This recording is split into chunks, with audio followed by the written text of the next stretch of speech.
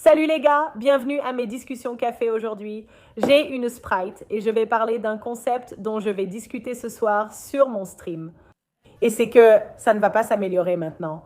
Quand je suis entrée pour la première fois dans les médias conservateurs, j'ai cru aux mensonges qui étaient véhiculés par beaucoup de commentateurs conservateurs comme le Daily Wire. Crowder l'a fait un temps, croyant qu'on pouvait revenir au traditionnalisme et aux valeurs traditionnelles. Malheureusement, maintenant que j'ai un peu vécu et que j'approche de la fin de la vingtaine, début de la trentaine, je vois que c'est en réalité un mensonge. Ça ne va pas s'améliorer. Le traditionnalisme est irréversible et il ne reviendra jamais, et je vais vous expliquer pourquoi. On ne peut pas ramener le traditionnalisme sans ces incitations. Maintenant, vous allez dire mes perles.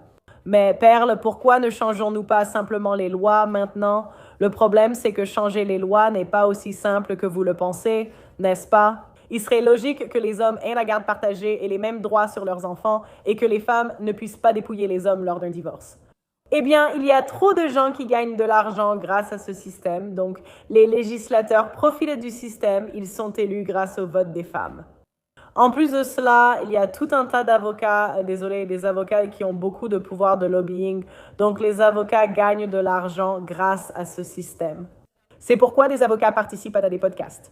Et ils ne sont pas vraiment honnêtes sur à quel point ce système est terrible et toxique pour les hommes, parce que beaucoup d'entre eux ont en fait détruit la vie d'hommes. Oui, les juges gagnent de l'argent grâce à ce système. Donc, si la petite Pearl ou le petit Ben Shapiro, peu importe qui c'est, vient et dit « On va faire une garde partagée 50-50 pour les hommes, vous les femmes êtes des traînées et vous en avez assez. » Eh bien, Ben Shapiro gagne de l'argent grâce à un public féminin, n'est-ce pas? C'est aussi le cas de beaucoup de commentateurs conservateurs. Voilà pourquoi Candace Owens est passée de la flatterie qu'elle utilisait plus jeune avec un public masculin. Maintenant qu'elle vieillit et s'éloigne de l'apparence, elle s'intéresse aux théories du complot que les femmes aiment. Peu importe, gagne ta vie, qui s'en soucie? Mais je n'aime pas vendre. J'espère que tu pourras simplement trouver une bonne femme et te marier, parce que ce n'est traditionnel que lorsque la femme veut être traditionnelle. Beaucoup d'entre vous disent, il suffit de trouver une bonne femme et de se marier. Je pense encore que c'est une bonne idée en théorie, mais même une femme bien peut agir de façon tordue sous la colère. Je veux dire, je pense que si tu as vécu assez longtemps, tu as déjà vu une fille dont tu n'aurais jamais cru qu'elle ferait quelque chose de mal quand elle est en colère. Je veux dire, franchement, tu sais, là, franchement, il m'est arrivé d'être en colère et de faire des choses que je n'aurais jamais pensé faire.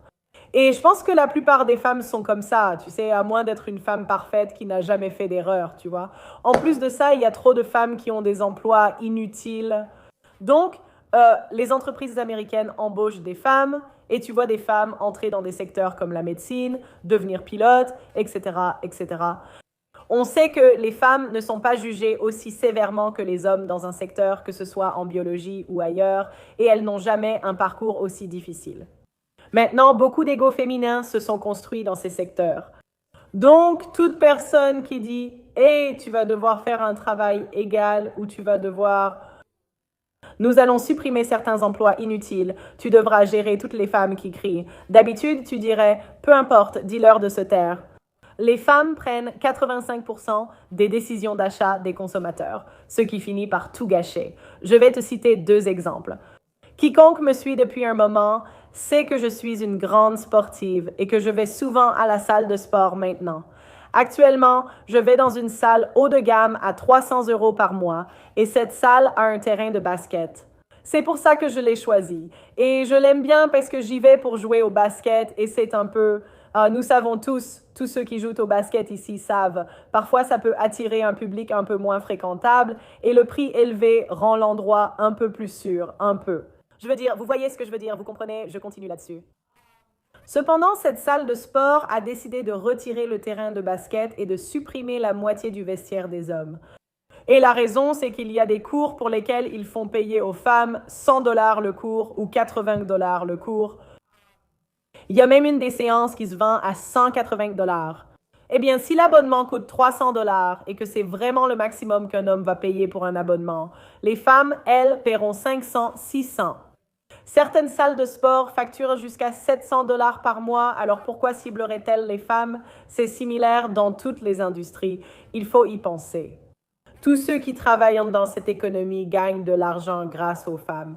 Si le pouvoir d'achat des femmes diminue, ils vont tous crier, pleurer et se fâcher, non? Comme Amazon, combien de personnes sont employées par Amazon? Qui sont les clients d'Amazon? Ce sont les femmes, donc toute loi qui affecte le pouvoir d'achat des femmes, toutes ces industries vont faire du lobbying. Et s'assurer que vous n'ayez pas de droits, ou toi, oh mon Dieu, où ils vont s'assurer qu'il y ait toujours un transfert d'argent des hommes vers les femmes. Pour moi, personnellement, je pense que la seule façon de voir un retour au traditionnalisme, et peut-être qu'on n'est même pas sûr que cela arrivera un jour, probablement pas de mon vivant, c'est de donner aux femmes l'égalité qu'elles demandent. Les femmes veulent être traitées comme des hommes, et je dis, accordez-leur ce qu'elles demandent. Faites-les payer des impôts comme les hommes, rendez-les responsables de leurs dettes comme les hommes, obligez-les à s'enrôler dans l'armée comme les hommes. Et ce n'est que lorsque les femmes auront les mêmes responsabilités que les hommes que nous verrons peut-être du changement. Je voudrais aussi briser l'illusion que tu n'auras pas de femme.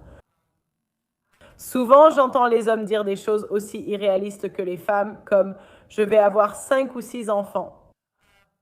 Quelle femme ferait ça? Les femmes ne le feront pas. Tu auras déjà de la chance d'avoir un enfant, non? J'entends des hommes dire « je veux une femme qui reste toute la vie, ou au moins jusqu'à ce que les enfants aient un certain âge ». Je me dis « tu veux un homme, car ça n'existe pas ».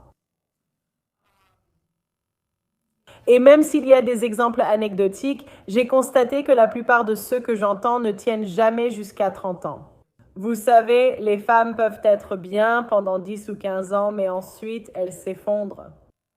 Au mieux, tu auras la femme de quelqu'un d'autre parce que, je veux dire, est-ce que tu as vraiment pris sa virginité, n'est-ce pas? Donc, ça n'arrivera tout simplement pas, tu vois? Et je pense que, vous savez, beaucoup de gens disent que c'est moi qui suis pessimiste ou quelque chose comme ça. En réalité, tu peux être bien plus heureuse en connaissant l'avenir. L'avenir, c'est que les femmes détruiront tous les espaces masculins, comme ma salle de sport. Elles vont récupérer ce qu'ils ont créé pour les hommes, s'en débarrasser et l'adapter aux femmes. La plupart des couples se sépareront dans les 10 à 20 prochaines années. Tu vas en avoir un, peut-être deux, si tu as vraiment de la chance, 3, mais des enfants. Mais ça, c'est un peu hors de ton contrôle.